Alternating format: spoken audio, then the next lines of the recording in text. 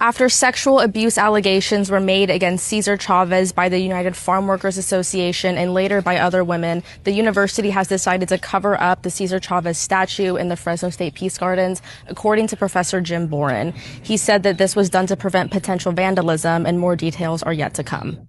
Hey, what's up, everybody? It's your boy Evan Trevino coming to you with a breaking story. So, you may have heard about this, but there have been allegations levied against the late labor and civil rights icon Cesar Chavez. It seems that a lot of these civil rights leaders just don't know how to keep it in their pants, man. They really don't. Martin Luther King, Cesar Chavez, wouldn't be surprised to hear something else about other leaders. Maybe we will. But that's not the story for today. Today, the story is Cesar Chavez specifically, his allegations, the statement that his foundation has made, and the reaction from the community, and some personal notes from me. But before we get into that, I would really appreciate your support. Help me grow this channel. Please subscribe, like, comment, share with a friend if you find it informative. But without further ado, let's get into it. So, late labor and civil rights icon Cesar Chavez allegedly raped a 13-year-old girl, then chillingly told her don't tell anyone, they'd get jealous, according to a bombshell report.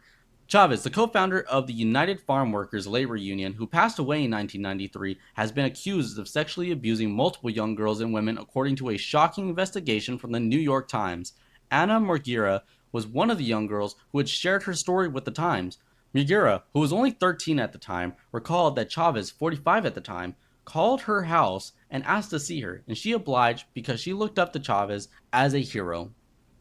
She recalled entering a rundown building past his secretary and stepping into his office. Chavez then locked the door and told the minor how lonely he had been, she told the Times. He put her onto a yoga mat that he used for meditation, and then he kissed her and pulled her pants down. After the sickening abuse, he told her, don't tell anyone, they'd get jealous. Murguera, who is now 66, alleges she was summoned and raped by the Latino civil rights icon dozens of times during the next 4 years. Her encounters traumatized her and spurred her to attempt suicide multiple times as a child. She wanted to die, she said. And she had added that following the abuse, she experienced multiple panic attacks and depression. Chavez, who had put the teenager on his desk to demonstrate pressure points to relieve stress, as he was obsessed with healing therapies, she said. Those sessions allegedly led to fondling and sex. She said, when I was on the yoga mat is when he would try to have sex. Chavez had known the young girl since she was 8. She was the daughter of the organizers who marched alongside the labor leader in the rallies. Her father was a union official and Chavez's close aide. When Murguera returned to see Chavez at the age of 19 after suffering a heroin addiction, she said Chavez betrayed her and framed her as someone bringing drugs into the community, and she had never spoken to him since. He doesn't need me anymore, she said. I'm grown up. He told me to get out. Murguera was not the only alleged victim. Allegations also shockingly include those from Dolores Huerta, a fellow renowned activist and close ally of his. The allegations have prompted prominent Democrats in California to reassess their views of Chavez. Many of them are walking back their statements after invoking his name in recent years to oppose President Trump's immigration policies. The serious allegations involving Cesar Chavez are devastating, said Senate President Monique Lemon and Assembly Speaker Robert Vieras. Now, I just want to say, for one, it's weird that they would use Cesar Chavez as a way to protest against Trump's immigration policies, considering that Cesar Chavez actually hated illegals. He called them wetbacks. He would beat their ass. Like, he did not like illegal immigration, but I think it's just because, oh, well, he's Mexican and he's working the fields. He basically means he's on our side. Don't get it twisted, though. Chavez was no conservative. He was no Republican. He was, at heart, a socialist, likely a communist. He was all for unionization, and he wasn't a conservative guy. He just realized basic economic principle that having people come in and replace your labor at similar skill, but for a significantly less cost, it's bad for business. Your union's not going to get very far if it's very replaceable. So this is a statement from the Cesar Chavez Foundation. The Cesar Chavez Foundation has become aware of disturbing allegations that Cesar Chavez engaged in inappropriate sexual behavior with women and minors during his time as president of the United Farm Workers of America. We are deeply shocked and saddened by what we are hearing. The foundation is working with leaders in farm worker movement to be responsive to these allegations, support the people who may have been harmed by his actions, and ensure that we are united and guided by our commitment to justice and community empowerment. In partnership with the UFW, we are establishing a safe and confidential process for those who wish to share their experiences of historic harm and, if they choose to, participate in efforts towards repair and reconciliation. In addition, we are investing time and resources to ensure the foundation promotes and strengthens a workplace culture that is safe and welcoming for all.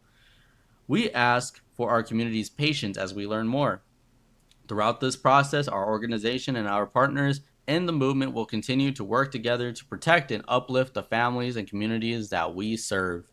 Today, the Cesar Chavez Foundation impacts the lives of millions of Latinos and working families across the Southwest by inspiring and transforming communities through social enterprises that address essential human, cultural, and community needs. That's a statement from his foundation. Bunch of leftist garbage as far as I'm concerned. Uh, it's good that they are getting resources out to potential victims, but I would say, though, that you need to be careful when it comes to allegations that aren't really provable anymore. Now, if you have multiple allegations coming out against the same person, I'd say there's more credibility to it. Even if maybe a few are lying, maybe one's telling the truth, and that's enough. It's one too many.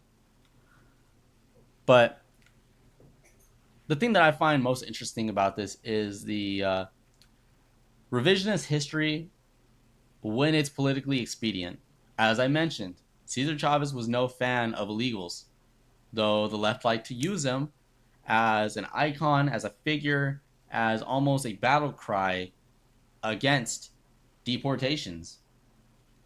Doesn't make much sense to me, but they seem to like it. Don't think they'll be doing it much anymore. But yeah, Cesar Chavez, no longer the beloved icon of the left that he was. Who knows, they might change the streets back. If you don't know the Fresno lore, we had some streets that they changed from, I believe, Kings Canyon to Cesar Chavez Boulevard. Who knows? Maybe they might change them back. um, but yeah, that's the story, guys. I just wanted to go ahead and break this out and let you guys know what's going on.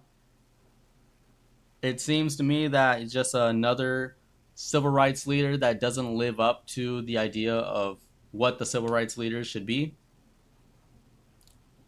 But I never really was too fond of Cesar Chavez. It's just fun to point out to like leftists that tell me, "Oh, Cesar Chavez this, Cesar Chavez that." Cesar Chavez did not like illegals, bro. He did not.